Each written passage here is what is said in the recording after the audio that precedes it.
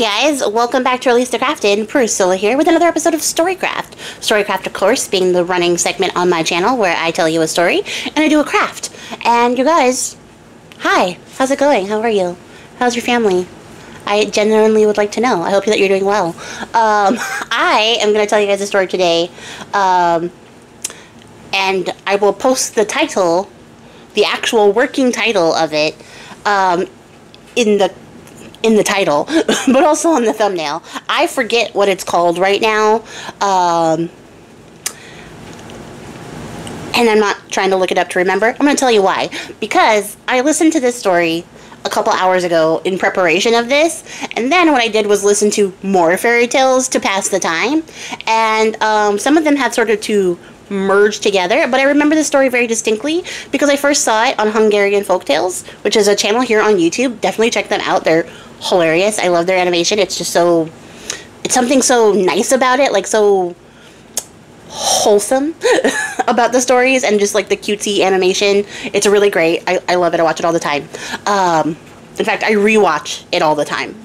Honestly, every time they post a compilation, I watch it again. I'm not here to advertise them. I don't work for them.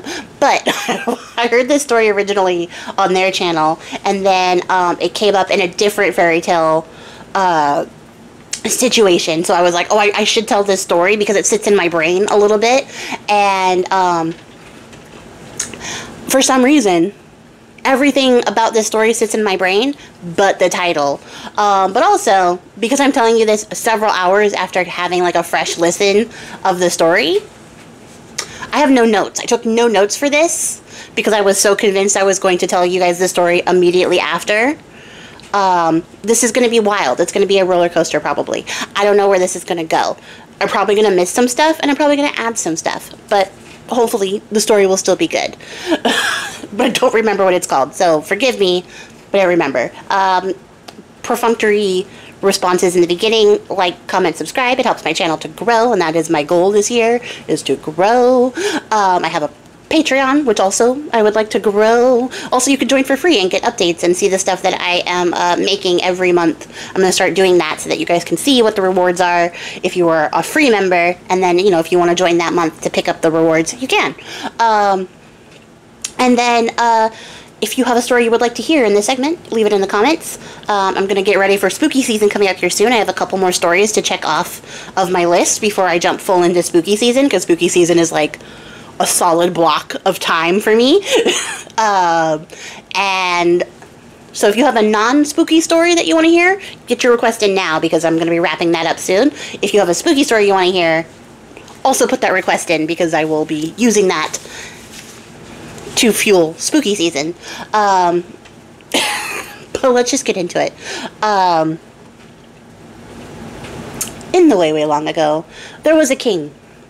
In fact, a widow of a king who had 3 daughters. 3 beautiful, princessy daughters. And he not only was a king of one kingdom, but a king of many kingdoms. And he had to figure out how he was going to divide all of his kingdoms up among his daughters, because he didn't want to make it like a big fight for power at the end. He wasn't trying to do a Game of Thrones or anything, guys. He was just trying to like split things up, give everyone their fair share. But instead of like dividing it evenly, because apparently he couldn't divide by 3, that's just not one of his kingly powers, he decides that what he's going to do is divide it up in order of how much every daughter loves him. So whoever loves him the most gets the biggest chunk, whoever loves him the middlest gets the middlest chunk, and whoever loves him the least, well, he'll decide, because he's not really sure how much he likes that idea. But for the sake of argument, they'll get the smallest piece. So he calls each of his daughters in turn, eldest to youngest, one at a time. So he tells the eldest daughter, come to me, and then tell me, how much do you love me? And the eldest daughter says, well, Father, I love you more than I love all the clouds in the sky. And the dad's like, wow, that is a lot of clouds, and they're always up there, and sometimes they're really beautiful. That's kind of special. I like that. I like that a lot. And you guys, I'm absolutely paraphrasing here. I don't remember what the actual things they said were. So he calls his middle child in, and he tells her, tell me how much you love me. And she says, well, Father, I love you more than I love all the flowers in the world.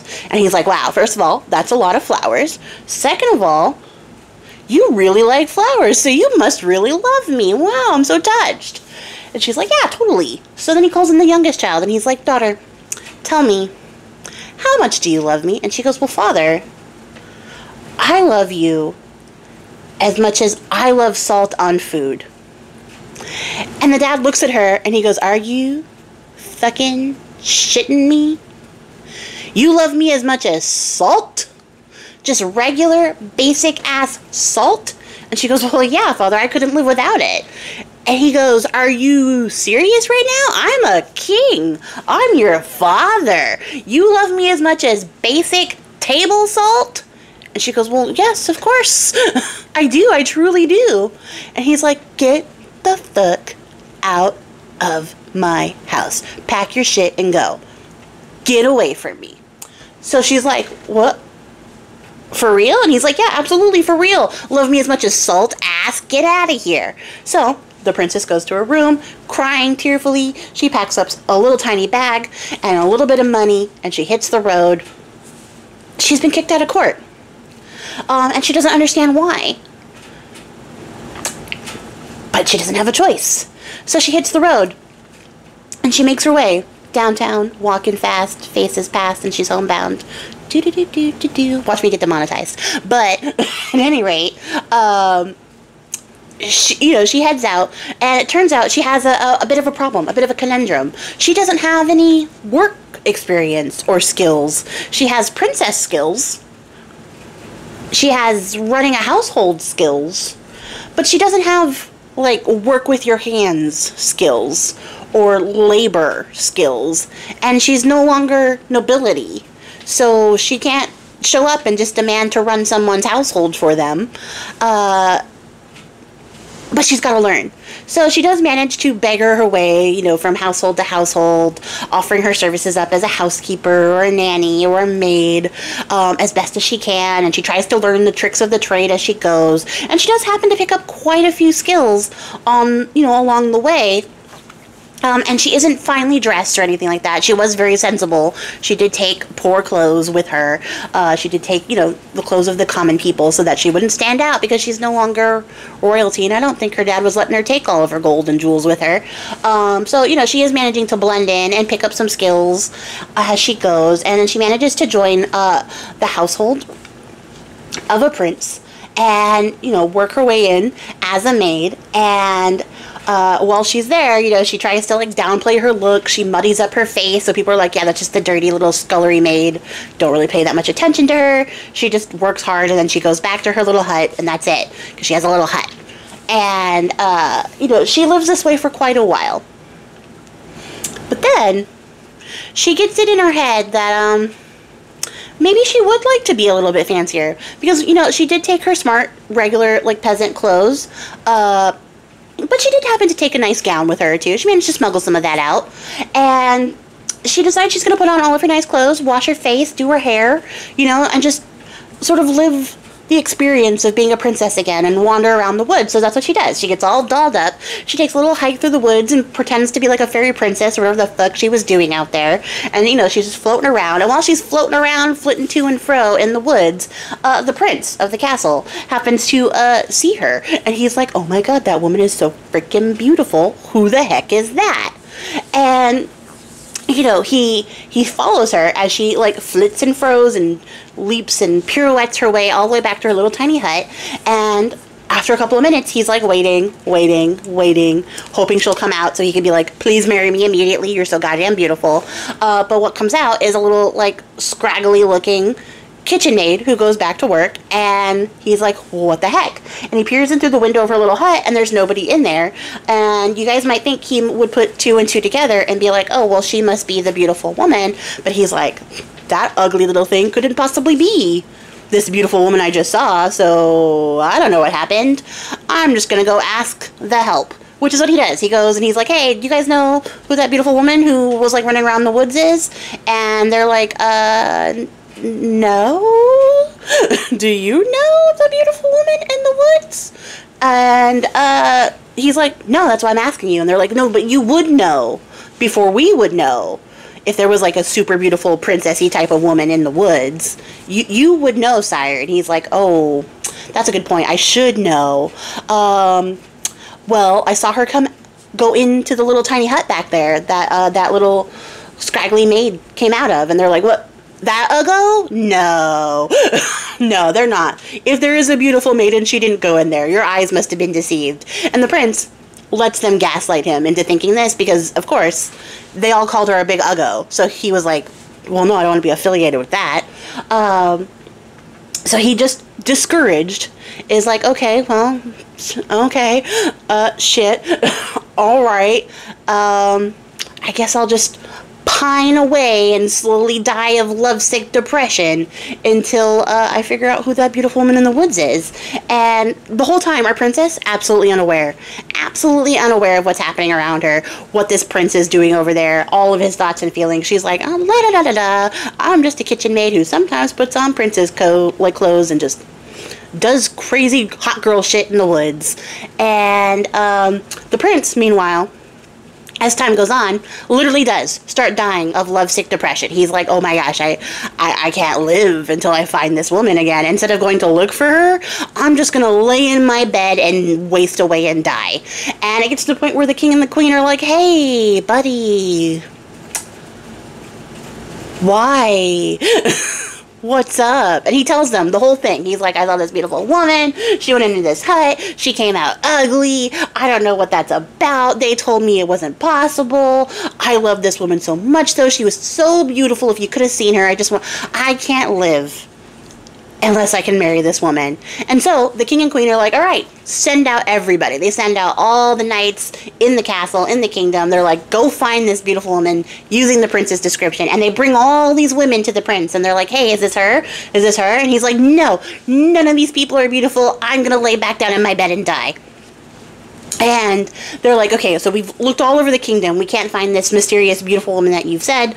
What else can we do to help you, like, recover from this depression, son? And he's like, I don't know. Maybe if I could get, like, a loaf of bread made by that Uggo maid, that might make me feel better.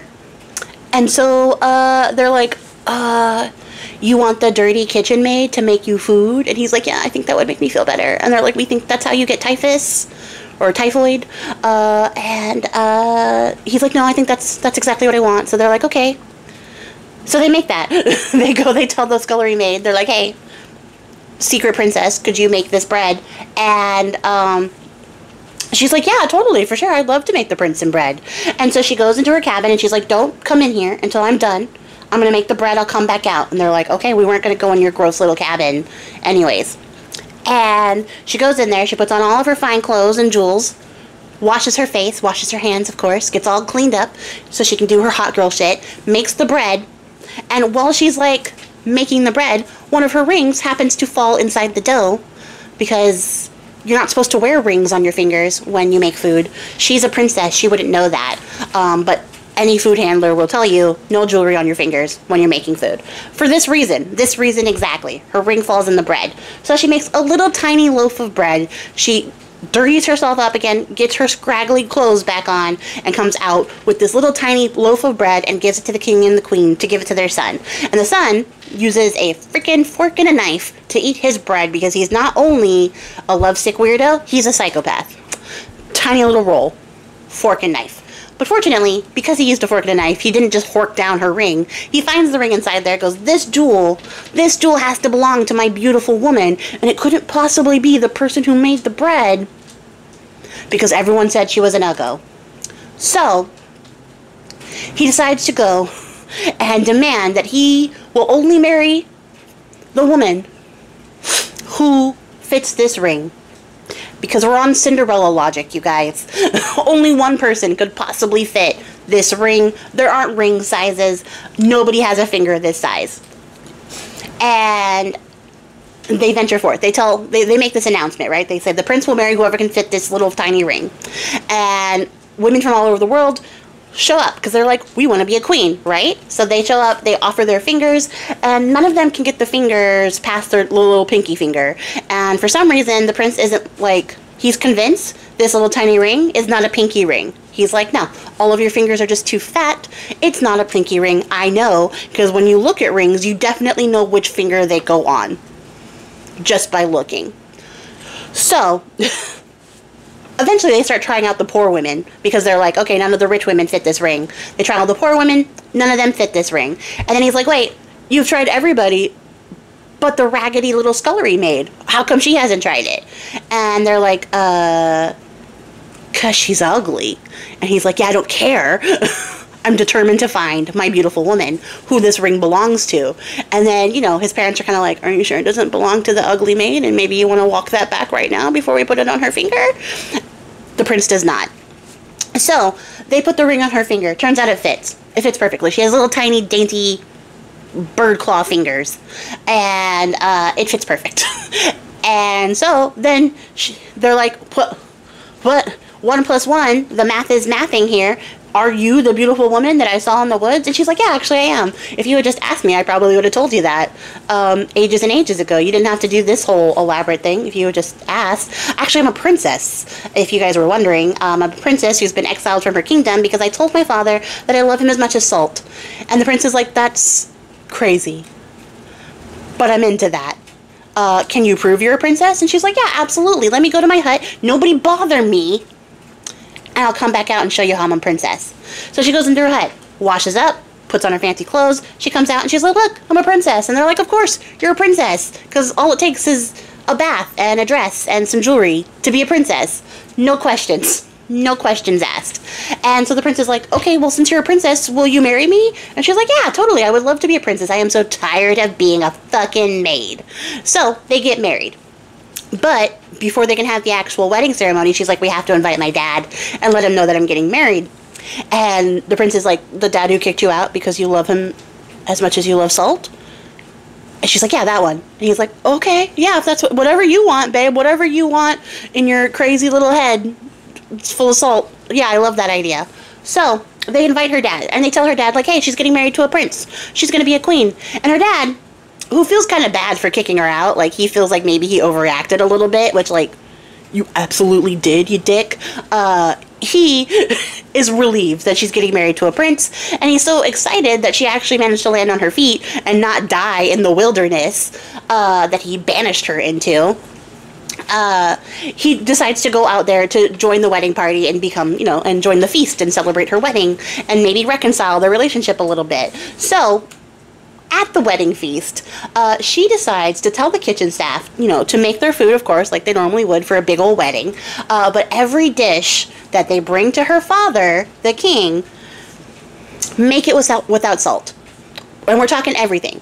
The meats, the veggies, even the pastries. And if you guys have ever baked anything, you know that pastries need salt. Everything that goes to the king, no salt. And so while they're sitting there, the prince and the princess are happily enjoying their wedding feast, but they're also kind of like side-eyeing the king to see all of his reactions, because every time he's taking a bite of his food, he's making a face, because it looks beautiful. The presentation, perfect. It looks like a Michelin star restaurant up in there, but all of the food is boring and it's bland, and he's just like, what the fuck is this? Why does this food taste like nothing? But he won't say anything because he's a king, right? So he's got to be real quiet, but he keeps making faces at every little dish he tries. And by the end of the meal, the prince goes, well, father-in-law, how did you enjoy the feast? Was everything to your liking? And he's like, I don't understand. The king says, I don't understand how everything could be so sumptuous and so extravagant and so flavorless and so bland and so unappealing. And at this point, the princess turns to her father and she goes, yeah, everything would taste better if it had salt. And so the king finally understands what his daughter meant when she said that she loves him as much as she loves salt on her food, because the food was joyless without it. They managed to reconcile, and the prince and the princess live happily ever after. And in fact, their kingdom grows a little bit larger because the dad, having realized his error and the fact that his daughter loves him so much, decides to give her a huge chunk of his kingdom as well that's right next to the prince's kingdom. So their kingdom grows exponentially, and the other two daughters get their fair share as well. Seems like he maybe could have just divided by 3 in the first place, but we're not going to go into that. And that's the end of the story. Everybody lives happily ever after. The end. For want of salt. Which, like, the moral of the story is season your food. But also, maybe don't be a dick when people express their love to you. Like, I don't know how else to, like, describe this. Although I do think this story is very funny. It's a very long way to go to make a little tiny joke, a little tiny jab at the king. But I think it was worth it. Let me know what you guys think in the comments below. Do you have a person that you love as much as you love salt on your food? Because I can think of several people who are like the salt of my life, and my life would be flavorless and bland without them. So yeah, I'm very thankful for my salt people. In fact, you guys are kind of my salt. Some of you might be my pepper. But either way, I appreciate your faces. And I will catch you guys all on the next one. Until then, happy crafting, guys. Bye!